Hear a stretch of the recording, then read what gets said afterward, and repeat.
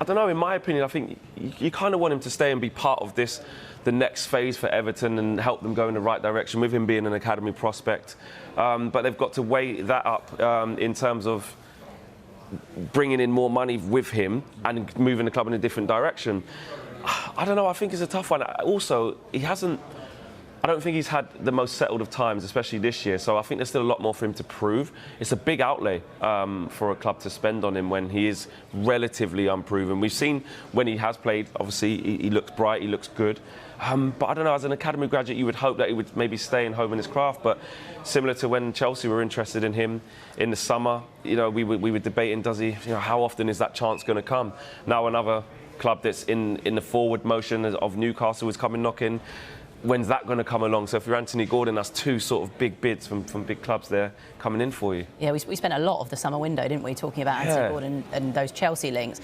Is it any surprise to you that Newcastle are now interested in him? Well, I mean, he was a long-standing target for Newcastle as well.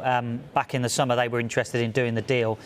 We talk about the price there. Actually, it was our understanding that Chelsea were willing to go a little bit higher for Anthony Gordon in the summer, although an official bid never arrived at Everton.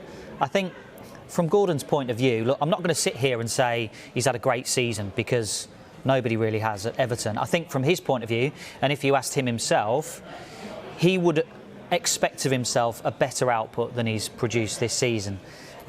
3 goals, no assists. I think from his point of view, the mitigating factors, I think he started the first portion of the season playing up front when Everton didn't have any fit strikers. He's played across the front line, which is good from his point of view because he's shown a little bit of adaptability there. But I think the chaos that we've talked about at Everton is a mitigating factor. I think incidents off the pitch will have an impact as well.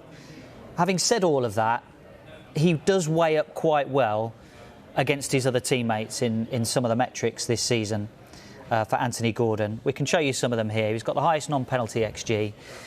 Most shots on target, second for dribbles attempted, second for touches in the opposition box per 90. And just showing some of his off-the-ball work as well. Equal first in tackles in the final third and first for sprints per 90 minutes. And that is what potentially Newcastle are looking at in this player. Those metrics that perhaps don't jump out of you but are the ones that are underneath and bubbling under the surface. The pros are, yes, he's an excellent presser. Set-piece taker, he's got a mean streak. That's what Newcastle fans will be excited about. I think we saw some of that at St James's Park earlier in the season. And I think from Newcastle's point of view, Eddie Howe makes players better. He's proven it, and who's to say he won't do the same with Anthony Gordon?